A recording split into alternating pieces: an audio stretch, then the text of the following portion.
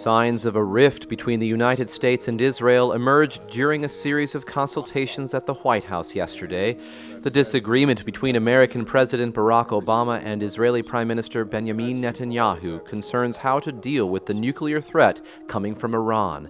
President Obama stated that he and the Israeli Prime Minister agree that diplomacy remains the best strategy against Iran. When I say all options are at the table, I mean it. Having said that, I know that both the Prime Minister and I prefer to resolve this diplomatically. We understand the costs of any military action. Netanyahu spoke later in the day to the American-Israel Public Affairs Committee.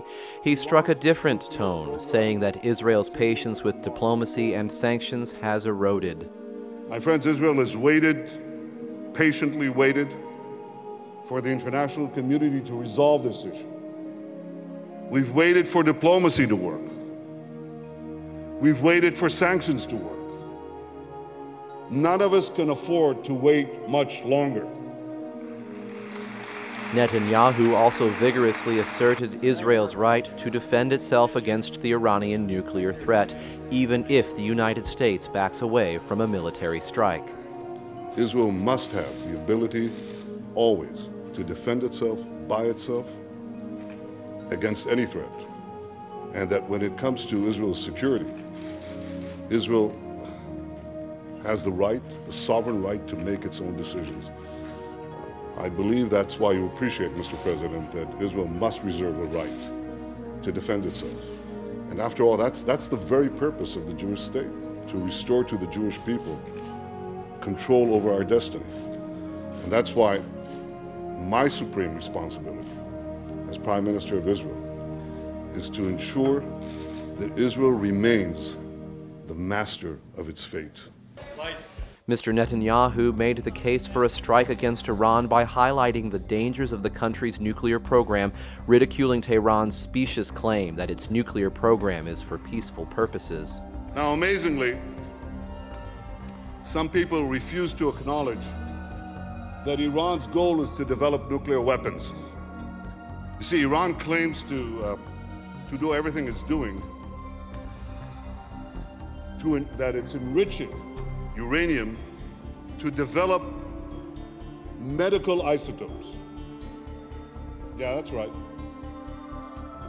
A country that builds underground nuclear facilities, that develops intercontinental ballistic missiles, that manufactures thousands of centrifuges, and that absorbs crippling sanctions, is doing all that in order to advance medical science.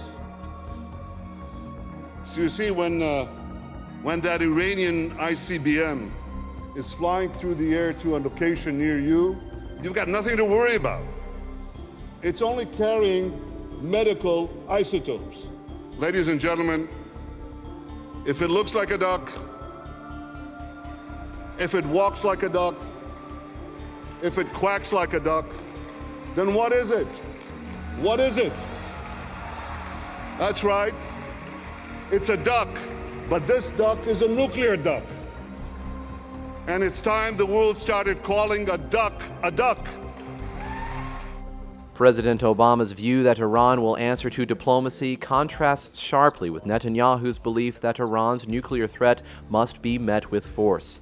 Such public disagreement between the two powers undermines any united front they hoped to present against Iran, and America's reluctance to endorse the use of force will prod Israel to look elsewhere for help in dealing with Iran.